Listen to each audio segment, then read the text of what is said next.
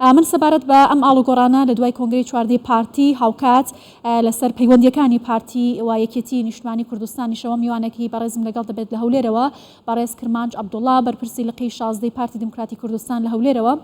بەڕێز کرمانج ئەم کاتت باش پیرۆزە وەرگرتنی پۆستی لقی 16 پارتی کەمڕۆ بە فەرمی دەست بەکار بوون جەنابتان ئەمەوێ هەر لەوێەوە دەست پێ بکەم ئەم ئاڵوگۆڕانە چۆن دەبینن گۆڕانکاریەکانی دوای کۆنگرەی 14 پارتی چ کاریگەریەکی لەسەر سیاسەتەکانی و حیزب بەگشتی دەبێت؟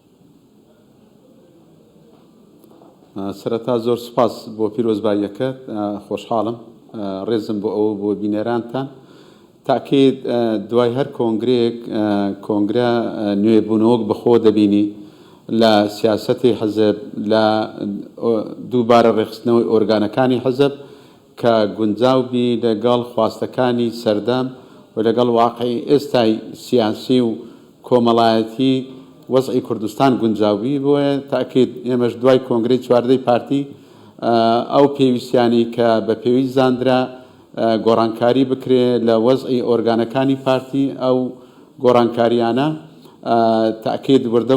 و ئێستا دەستنەواری جێبەجێکردن و ئاڵوگۆڕەکان لە نێوان بەرپرسەکانی ئۆرگانەکان دەکرێت. ئەمڕۆژ ئێمە ئەم گۆڕانکاریە لە سنووری لقی 16 کرا کە بەندە بووم بە بەرپرسی لقی 16 هەولێری پارتی دیموکراتی کوردستان. باشەم گۆڕانکاریانە بەردەوام دەبن نوێبوونەوە لە نێو پارتیدا تا چەندە ئەتوانێت کاریگەری بێت بە کۆی گشتی هەم لەسەر حزبی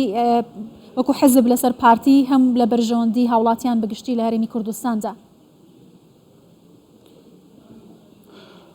تەبعی وەکو باسم کرد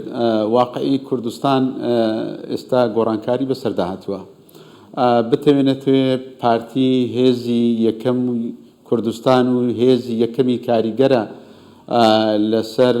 ناوچەکە بۆیە پێویست بوو لەگەڵ ئەو واقعی کە هەیە کە پارتیش بتوانی خۆگونجاندنێک لەگەڵ ئەو هێزە بەرفەرەوانەی جەماوەری کە پارتی هەیەی من لێت ناشارمەوە ئێمە بەر لە کۆنگرا کەم و کوڕیمان هەبوو نەمانتوانی بوو وەکو پێویست بتوانین ئەو جەماوەرە زۆرە وەکو پێویست لە ئۆرگانەکان بگرینە خۆمان و لە هەندێک شوێنیش بەڕاستی پێویستی بە کۆنگرە بوو چکە نەدەکرا ئێمە بتوانین تەجاوزاتی هەندێک سەر پەیڕۆ پرۆگرام بکرێ بۆی بتوانین باشتر ئەو جەماوەرە زۆرە لە خۆ بگرین و بتوانین وەکو پێویستیش خزمەتیان بکرێن. بەڵێ بەڕێز کرمانج سەبارەت بە پەیوەندیەکانی پارتی دموکراتی کوردستان و یەکێتی نیشتمانی کوردستان ساردی بە پەیوەندیەکانی هەردوو لاوە دیار بوو هەوڵەکانی پارتی چۆنە بۆی کە جارێکی دیکە لەسەر مێزی وتوێژ دانیشن ئەم هەفتەیە پارتی و یەکێتی کۆ دەبنەوە؟ تەبعی بە شێوەیەکی گشتی ئێمە خوازیاری ئەوەین پەیوەندیەکان لە نێوان تەواوی هێز و لانە سیاسیەکانی کوردستان پەیوەندێکی ئاسایی بی چکە چەندە پەیوەندیەکان ئاسایی و تند و تۆڵ بوو هەندە لە بەرژەوەندی بزوتنەوەی ڕزگاری خواز و خەڵکی کوردستانە. تاکید بەنسبەت ئێمە یەک لە بڕیارەکانی کە لە کۆنگرە وەرگیرا دووبارە ڕێخستنەوە ئەو پەیوەندیەکانە لەگەڵ هەموو هێز و لانە سیاسیەکانی کوردستان تاکید یەکێتی نیشتمانی کوردستان هێزێکی کاریگەرە لەسەر گۆڕەپانی سیاسی کوردستان هەرێمی کوردستان و تەبعی ئەمەش ئاساییە ئەنی ئێمە هەندە جار لە پەیوەندیەکان هەوراز و نشێوی بەردەکەوی لەبەڵەوەی ئێمە دوو هێزی جیاین تێڕوانینمان دیدمان بۆ هەموو مەسەلە سیاسیەکان بۆ ئیدارەدان بۆ حکومڕانی جیاوازیمان هەیە و لە مێژوشدا زۆر جار ئەم هەوراز و نشێوی بەخۆوە بینیوە بەڵام ئەمانە هەمووی قابلی ئەوەن چکە مێژوەکی دوور و درێژی ئیشکردیشمان پێکەوە هەبووە ئێمە و یەکێتی مەحکومین پێکەوە ئیش بکەین لەگە هێز و لانە سیاسەکانی دیکەش و تاکید لە ئایندێکی نزیک سەرکردایەتی ئێمە لەسەر ئاستی بەرز کۆبوونەوە لەگەڵ هەواڵانی یەکێتی نیشتمانی کوردستان دەکرێت بۆ چارەسەرکردن یان بۆ ئەو گلە و گازاندانی کە ئەوان هەیەە بەداخەوە دەبوایە ئەو بۆ چون و گلەی و گازاندانە ئەگەر ئەوان هەیەە دەبووە لە کەناڵی ڕسمی بووانە لەسەر کەناڵەکانی ڕاگەیاندێن ئەمە حقیقەت شوێنی گفتوگۆکردن و گۆڕینەوەی بیرڕاکان و گلەی و گازاندنیە ئەگەر ئەوان گلەیان هەبێ لە هەندێک ئیش و کاری ئێمە و تاکید پارتیش ینی گلەی هەیە لە سیاسەتی یەکێتی نیشتیمانی کوردستان کە ئەمڕۆ لە ئەو بەشەکە لە حکوومەت بەڵام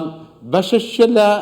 ئۆپۆزیسیۆن ینی هەمومان ئەوە دەزانین حکوومەت دەبی حکوومەتی کوردستان بی و پارتیش دەبێ سینجی فەرەوان بی پارتی هێزی یەکەمە لە کوردستان دەبی سینجی فەرەوان بی یەکێتیش ئەویش دەبی ئەو ئەمری واقعی قبول بی بۆی بتوانی لەگەڵ پارتی پێکەوە ئەم دەستبارە